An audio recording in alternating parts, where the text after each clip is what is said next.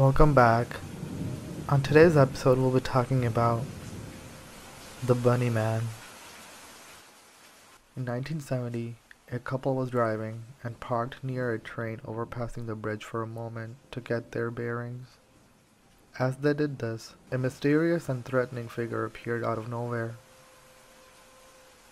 This figure, according to the police reports, yelled and drove the couples away.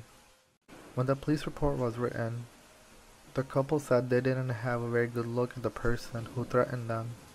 They said he was dressed in white or light clothing, and that he might have something on above his head. Over the next few days, weeks, months, and years, this report became interpreted as their attacker having rabbit ears. This is where the story all begins. One night in October of 1970, Air Force Academy officer Robert Bennett was driving with his fiancée in Northern Virginia. The couple stopped near his uncle's house, and they were sitting in the car when things started to get weird. A man dressed in white, supposedly with bunny ears, approached out of darkness.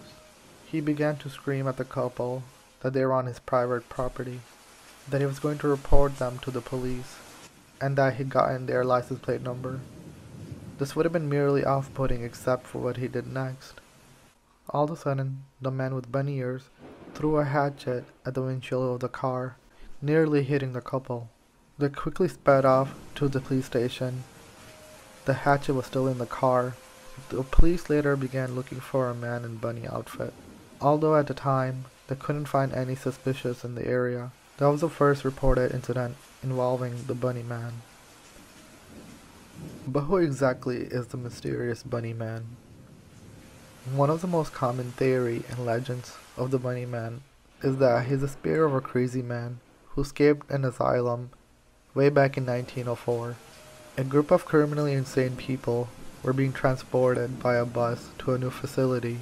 The bus had a crash and everyone died inside, except for one man. This man escaped, vanishing into a night, and he was never seen again. His name was Douglas Griffin, and his memory, or perhaps his ghost, lived on long after he escaped. He began to kill people and animals, mostly rabbits, but he was never recaptured, and his ghost, supposedly, would attack the couple that night in October. In some versions of the urban legend, the story doesn't just stop with him escaping and never seen again. After the body of a man Griffin allegedly killed was found, police decided it was time to bring him in. They searched the train tracks by the bridge near Fairfax Station and quickly came across the Bunny Man near where the asylum bus originally had been crashed. They began to chase him, but soon after heard a sound of an oncoming train.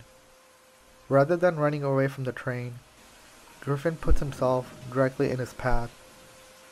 As the train struck him, while all the police officers watched, he let out a burst of devilish laughter. Although his body was never recovered, police assumed he was killed by the train.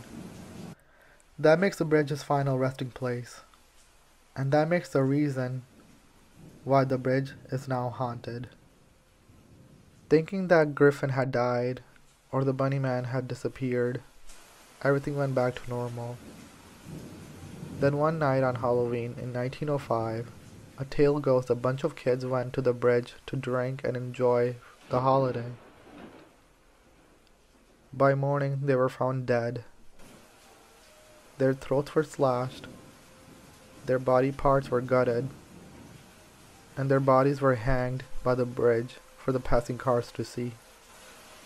The killer was never found. The killings in the small town continued.